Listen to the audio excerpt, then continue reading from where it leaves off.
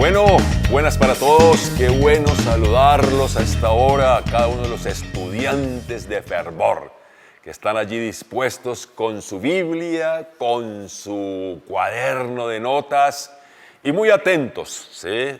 Solamente apartan ese tiempo para escuchar estas lecciones de Fervor, y queremos que usted de verdad, aparte el tiempo, no esté haciendo varias cosas ahora, no, es un tiempo para dedicarse, sentarse usted allí y mirar, oír, ver la clase y tomar notas, porque es la idea, digamos, que usted pueda aprovechar este tiempo y recibir la palabra de Dios. Entonces, yo lo animo para que haga esto. Muy bien, vamos a la lección en esta tarde, la lección número 4 del nuevo pacto y fervor, o también podemos llamarlo pacto de sangre. Muy bien, vamos a orar.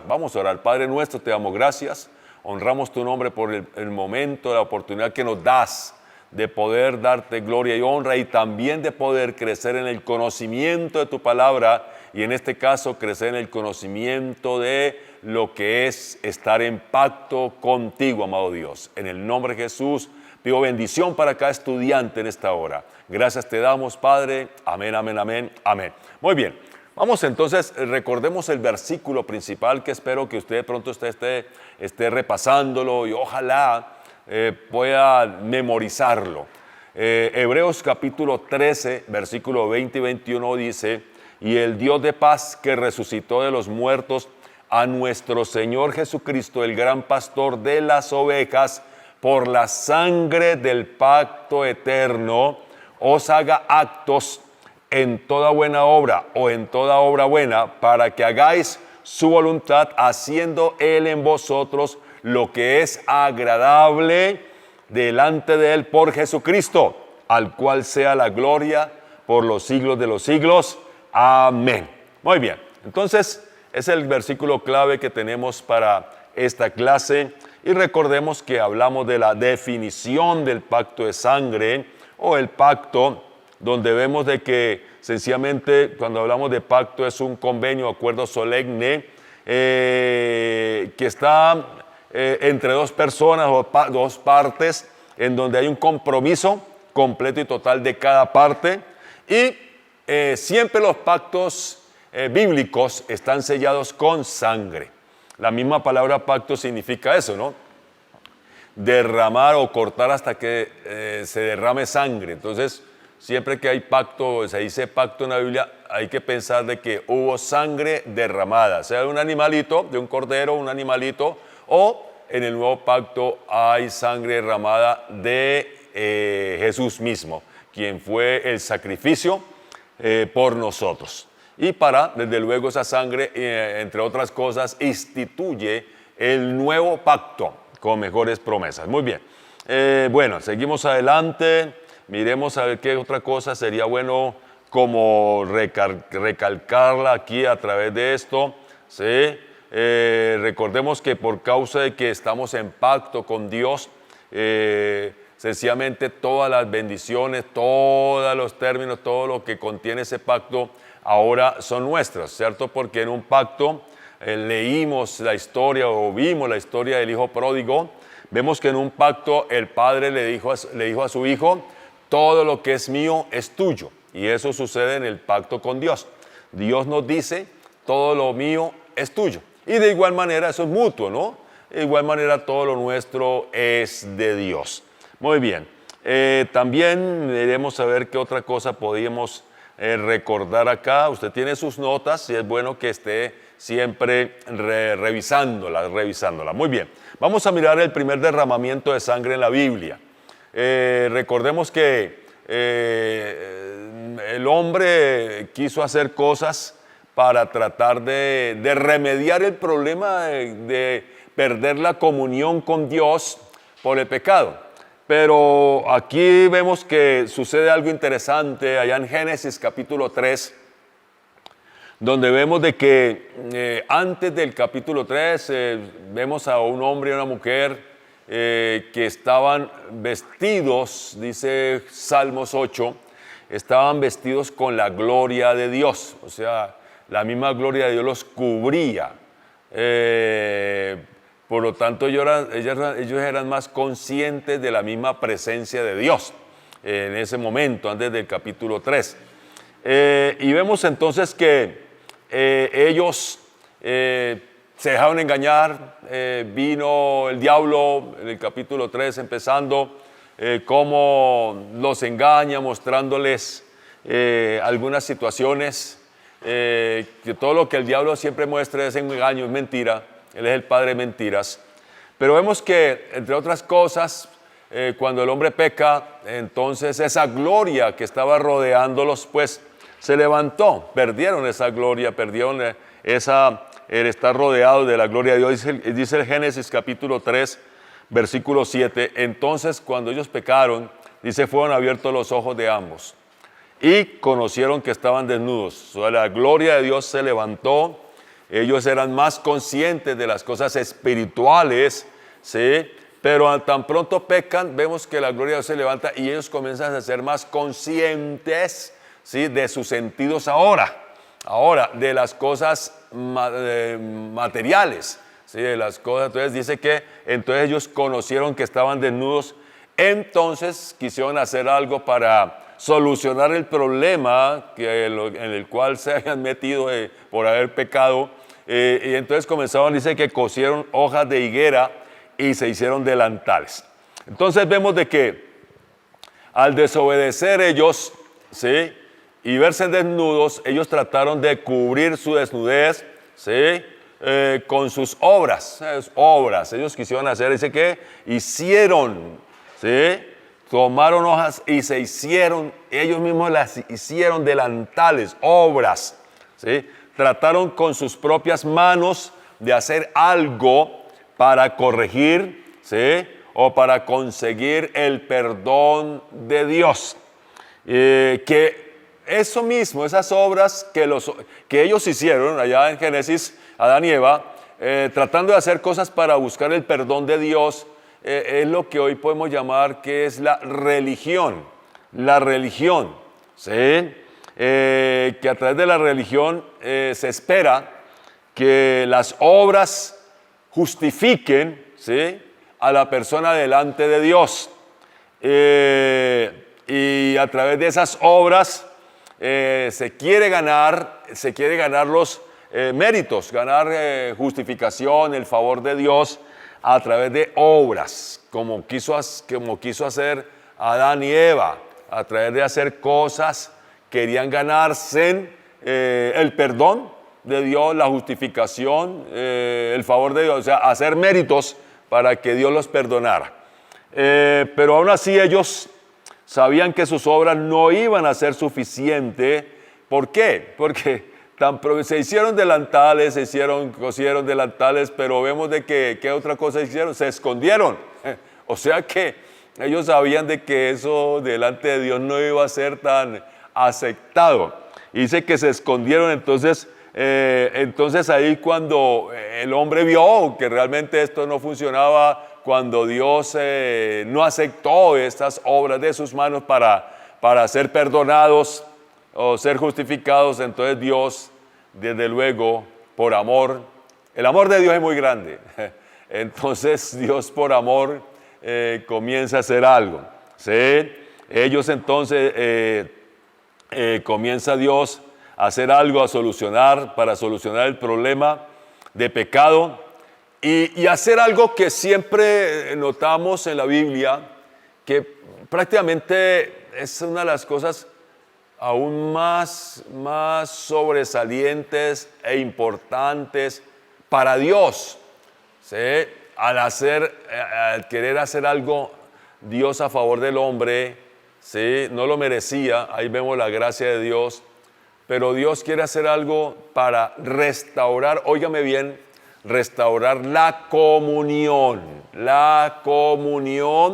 de Dios con el hombre y el hombre con Dios.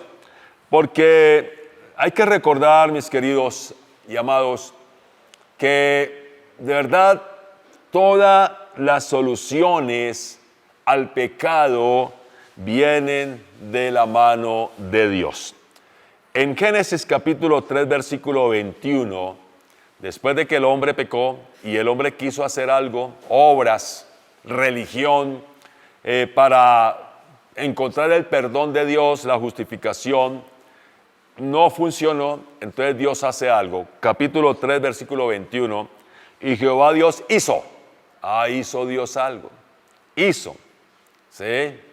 Y esta palabra hizo en el hebreo significa sacrificio. ¿Sí? Entonces está ahí hablando acerca de que hizo un sacrificio. Hizo un sacrificio, dice, al hombre y a su mujer. ¿Sí? Y a través de ese sacrificio, entonces, ¿qué hace? Da túnicas de pieles y vistió al hombre y a la mujer. Desde luego, ese sacrificio, ¿cierto? ¿Por qué? Porque tomó animales. Y estos animales, estos corderitos, ovejitas, eran animales inocentes, ¿no? No eran los culpables del pecado de Adán y Eva. Pero Dios tomó esos animales inocentes, los sacrificó. Y al sacrificarlos, ¿qué sucede? Hay derramamiento de sangre. Tengamos en cuenta esto. Hay derramamiento de sangre. Sacrificio, derramamiento de sangre, ¿sí? De animales inocentes que mueren, son sacrificados por los culpables, que era Adán y Eva. Después de que el hombre peca, Dios no acepta la obra de sus manos como perdón, ¿sí? Para perdón, sino que la única manera en que el pecado es perdonado, y lo vemos desde ese momento de Génesis 3:21, la única manera en que se puede tratar con el pecado y que el pecado es perdonado es a través de derramamiento de sangre. Tenga en cuenta esto, derramamiento de sangre, ¿sí? Esto realmente, pues el derramamiento de sangre de un animal, como hizo Dios allá en Génesis 3:21, de un animal era una solución temporal, pero era una sombra o tipo de lo que más adelante sucedería con Jesús, como ese cordero sacrificado, derramando sangre para perdón. Ahí sí un perdón una vez y para siempre, como dice Hebreos. Pero aquí es algo temporal porque la sangre de animales no podía limpiar completamente, la sangre de animales no podía restaurar completamente la comunión con Dios. ¿Sí?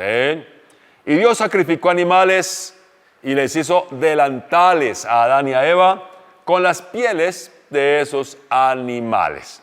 Ahora, en el nuevo pacto, la sangre de Jesús fue derramada. ¿Sí? ¿Para qué? Allá Adán y Eva fue derramada una sangre de unos animales para vestirlos con pieles. Fueron, la vestidura que recibieron de esos animales sacrificados fue pieles. ¿Sí? Pero, óigame bien, en el nuevo pacto, la sangre de Jesús, el sacrificio de Jesús, la sangre derramada de Jesús, también provee una vestidura. Y esa vestidura es justicia. Somos vestidos de su justicia. ¿Sí? Por eso ahora nosotros somos la justicia de Dios en Cristo. Diga conmigo allá, yo soy la justicia de Dios en Cristo. Nuevamente, yo soy la justicia de Dios en Cristo. Ahora nuestra vestidura es de justicia.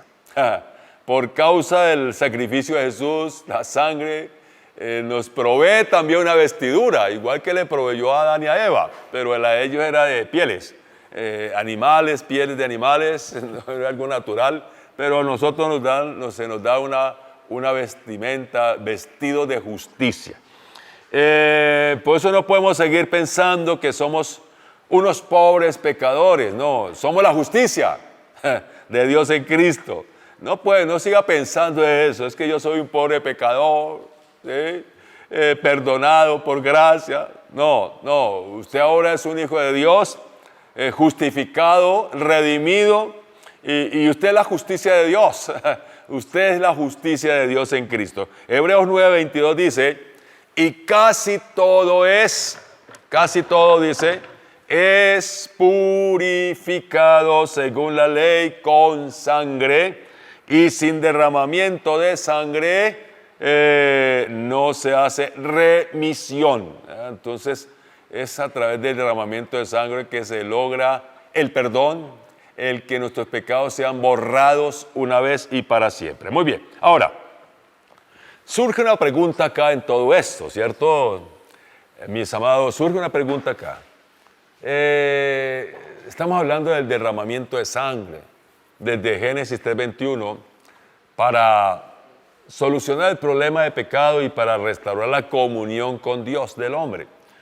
Pero derramamiento de sangre, entonces podríamos preguntarnos por qué tenía que derramarse sangre, por qué era necesario derramar sangre y no otra cosa, ¿sí? Que se hiciera otra cosa, para el perdón de pecados. En Levíticos capítulo 17, versículo 11, Levíticos 17:11 dice, 17:11 dice, porque la vida de la carne en la sangre está. ¿Dónde está la vida? En la sangre. ¿Dónde está la vida? En la sangre. En la sangre está la vida. ¿Sí? Nuestra vida está en la sangre. ¿Sí? Ahí está. La vida nuestra está en que la sangre está fluyendo por nuestro ser, nuestras venas, nuestro cerebro, por todo lado fluye sangre, porque es la vida. ¿Sí? Y dice, y yo os la he dado para hacer expiación. Habla de expiación en el Antiguo Testamento, habla de expiar. Cuando se habla de expiar en el Antiguo Testamento, esa sangre de los animales del Antiguo Testamento sencillamente expiaba el pecado. ¿Qué quiere decir? Lo cubría, lo tapaba. O sea, pecado, y la sangre expiaba, tapaba ese pecado, lo cubría, pero no lo quitaba. Ahí seguía. Hoy en el nuevo pacto, la sangre de Jesús, esa sangre sí quita, una vez y para siempre. En el momento en que usted llega a Jesús, la sangre de Jesús actúa en su vida y ese pecado, todos sus pecados, maldades, iniquidades, transgresiones, todo eso es limpiado. Se quita, se limpia. Limpio, queda usted limpio. ¿Sí? Porque es que la sangre de Jesús sí tiene poder. La sangre de animales no tenía ese poder. Ahora, ese versículo en la Dios habla hoy dice, porque todo ser vive por la sangre que está en él.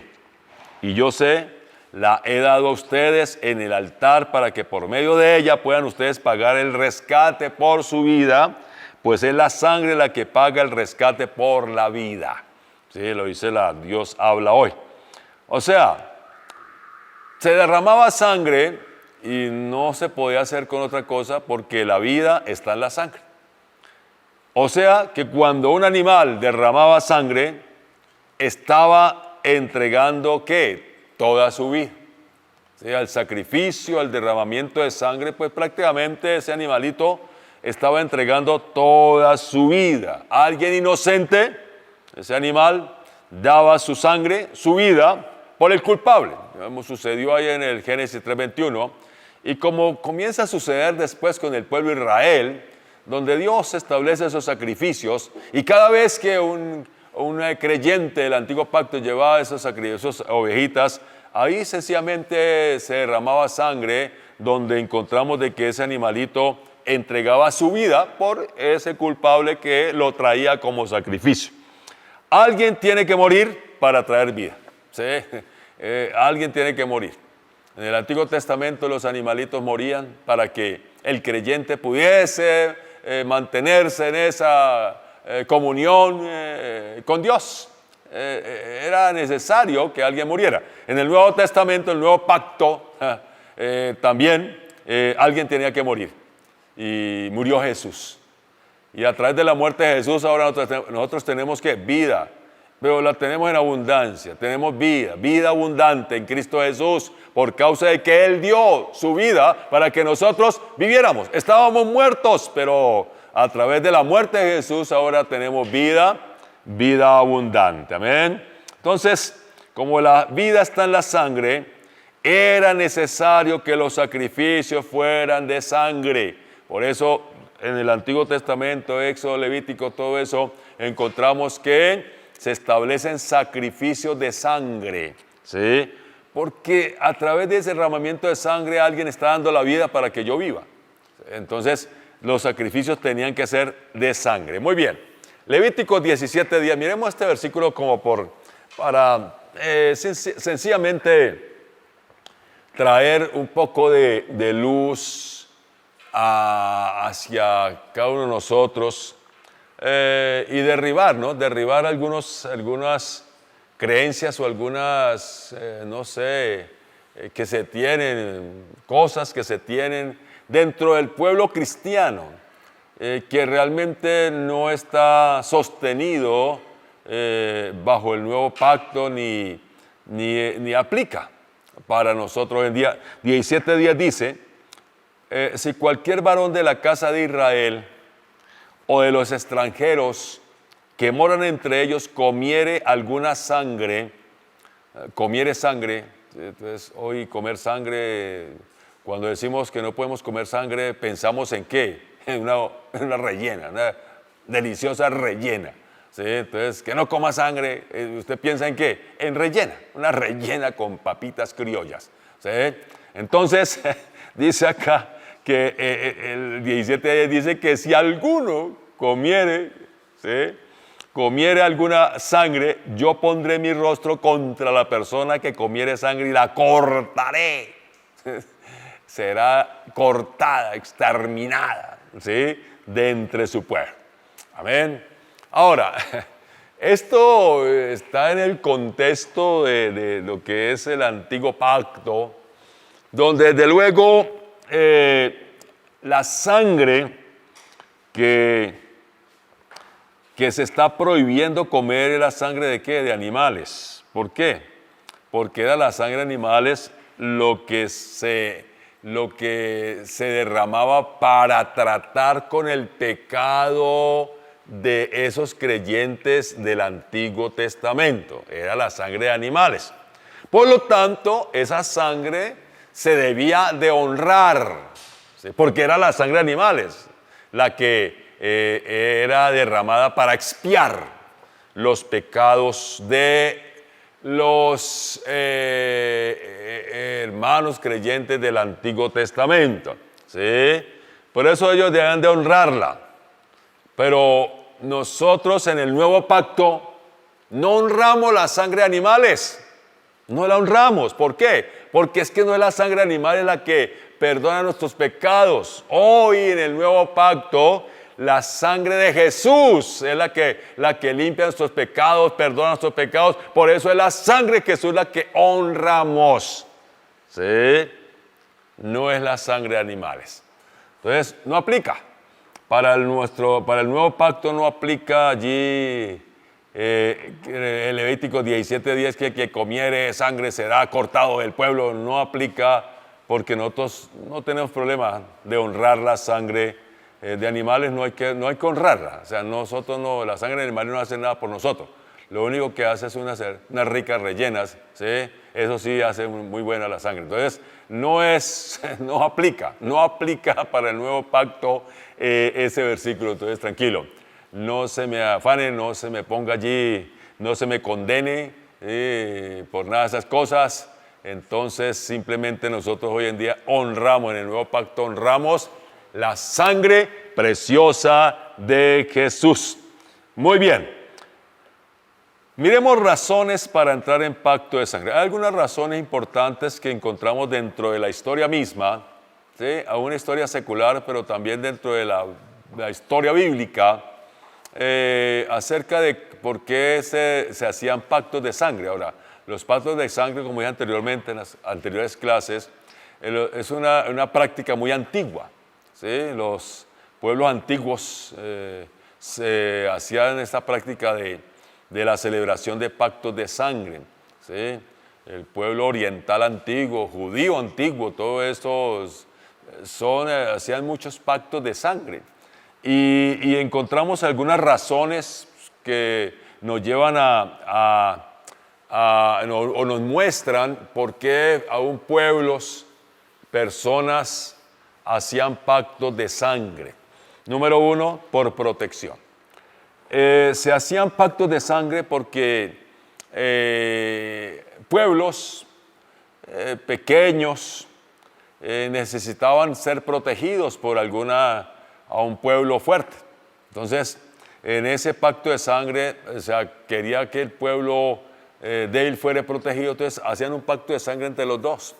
Y ese pacto de sangre entonces lo llevaba a que cuando ese pueblo débil tuviese problemas de algunos enemigos que venían contra ellos, ese pueblo grande, poderoso, fuerte, salía a su defensa. ¿Por qué? Por causa del pacto. Entonces, ese pacto se hacía porque se buscaba la protección del más fuerte al más débil. ¿Sí? Por eso hoy nosotros en pacto con Dios somos débiles y podemos decir fuerte soy, porque estamos en pacto con Dios, porque sabemos que Él es fuerte, poderoso y Él viene para darnos fuerza, para estar allí a nuestro lado, a nuestro favor. ¿Sí? Entonces se hace por protección, ¿cierto? Segundo lugar, se hacían también pactos por fines comerciales. O sea, dentro del pacto, recordemos que siempre, más adelante vamos a darnos cuenta que un pacto sencillamente hay intercambios mutuos, intercambio de cosas. Entonces, cuando se hacía este pacto de sangre con fines comerciales, pues desde luego había intercambios y habían ganancias y beneficios mutuos entre los pueblos que hacían los pactos. Entonces, por ejemplo, si un pueblo era escaso en ciertos productos, por ejemplo, un pueblo escaso en arroz, pero era abundante en maíz, hacía pacto con un pueblo o una nación que fuese muy productora de arroz. Entonces, a través de ese pacto, ese pueblo productor de arroz le suplía, le proveía arroz al pueblo que no tenía, y a la vez este pueblo que era abundante en maíz, pues proveía maíz al pueblo que no tenía. Entonces esos pactos se hacían y era algo que se tenía que cumplir, no era que si de pronto había o sobraba, no, eran cosas que los pueblos se aseguraban que iban a tener arroz y que iban a tener maíz por un pacto. Entonces, por fines comerciales. Entonces, ellos intercambiaban estos productos. Pero también encontramos que una de las razones, y es prácticamente la razón, la principal razón que podemos ver por la cual Dios hizo pacto con nosotros, y es por amor. Por amor, ¿sí? Dios hizo pacto con nosotros por amor, no porque nosotros pudiésemos protegerlo, no podemos, no porque nosotros tuviésemos algo que significara algo valioso para Dios, porque Dios no necesita nada. Entonces, no podía hacer pacto con nosotros por protección, ni por intercambio o comercial. No podía hacerlo porque pues Él no necesita nada, no necesita quien lo cuide. ¿Sí? Y Él no necesita nada. Entonces vemos de que realmente la única razón que encontramos por qué Dios hizo pacto con el hombre, por qué Dios hizo pacto, es por amor, porque nos ama, ¿sí? Porque nos ama, es la principal razón, y por eso lo encontramos. Si usted mira Juan 3:16, eso dice, Juan 3:16, porque de tal manera que amó Dios al mundo. Dios amó al mundo, que dio a su Hijo unigénito para que todo aquel que en Él cree no se pierda, mas tenga ¿qué? Vida eterna. Vamos a mirar un ejemplo acá, donde nos ilustra de una manera muy clara acerca de pactos hechos por amor, ¿sí? Por amor. Vamos a mirar en en primer libro de Samuel, capítulo 18, vamos a mirar algunas cosas aquí importantes en un pacto que encontramos en la Biblia de dos amigos que deciden hacer un pacto para que ellos pudiesen tener la completa seguridad de que iban a ser ayudados mutuamente, de que mutuamente se iban a ayudar. Es el caso de David y Jonatán. David y Jonatán, primer libro de Samuel 18. Vamos a ver el versículo 1 al 3. Encontramos, versículo 1 dice: aconteció que cuando él hubo acabado de hablar con Saúl, el alma de Jonatán quedó ligada con la de David y lo amó Jonatán como a sí mismo. ¿Sí? Y dice, y Saúl le tomó aquel día y no le dejó volver a casa de su padre e hicieron pacto. ¿Hicieron qué? Pacto, subrayo acá esta palabra pacto. E hicieron pacto Jonatán y David porque él le amaba como a sí mismo. Le amaba como a sí mismo. Ahora, quiero hacer una claridad acá, quiero que esto no sea algo que pronto hoy, que se da para tantas cosas, se piense algo diferente a lo que la Biblia dice con respecto a ese pacto que hizo David y Jonatán, cuando él dice que hicieron pacto con Jonatán porque le amaba como a sí mismo. Este amaba a sí mismo, a veces mentes retorcidas comienzan a mirarlo de otra manera, pero miremoslo a la luz de la palabra. Cuando dice que se amaba a sí mismo, usted también ama a su prójimo como a sí mismo. ¿Sí? Usted ama a otra persona, debe amar a otra persona como se ama a sí mismo. Dice Mateo 22, 37, ¿sí? Al 40, donde aquí Jesús expresa el más grande mandamiento, ¿sí? El gran mandamiento, los dos grandes mandamientos. Dice 37, Mateo 22, 37, dice, Jesús le dijo, amarás al Señor tu Dios con todo tu corazón y con toda tu alma y con toda tu mente. Este es el primero y grande mandamiento. El segundo es semejante. Dice, amarás a tu prójimo como a ti mismo. Es un mandamiento. El amor hacia personas debe ser como a nosotros mismos. Amarás a tu prójimo como a ti mismo. Entonces, cuando encontramos acá que ellos hicieron pacto, Jonatán y David, porque él le amaba como a sí mismo, sencillamente es ese amor de Dios, ¿sí? Ese amor de Dios que me lleva primeramente a amar a Dios, sobre todas las cosas, y amar a mi prójimo como a mí mismo. ¿Sí? Entonces Jonatán y David hacen pacto allí. Hay un pacto, seguramente un sacrificio, animales, ¿sí? Para que se sellara ese pacto. Cuando hay pacto siempre vemos que hay un sacrificio donde hay sangre, donde hay sacrificio de sangre. Dice también, en segundo lugar, primer libro de Samuel, capítulo 19, pasa el capítulo 19, donde encontramos cómo un pacto de sangre, ¿sí? Llega a ser tan fuerte, sus vínculos que los unen, muy fuertes. Hoy en día pensamos, y yo creo que antes de conocerle lo que es el estar en pacto con Dios, yo creo que a veces miramos, ¿no? El vínculo más fuerte que nosotros tenemos hoy en día son los vínculos familiares, ¿sí? Son vínculos fuertes que nos hacen permanecer en todos los tiempos, en momentos difíciles, ahí estamos. ¿Sí? El hijo sigue siendo hijo, el papá sigue siendo tu papá, el esposo sigue siendo esposo, porque hay un vínculo que los une, ¿sí? Para permanecer en todas las circunstancias. Muy bien. Bueno, concluimos aquí esta lección.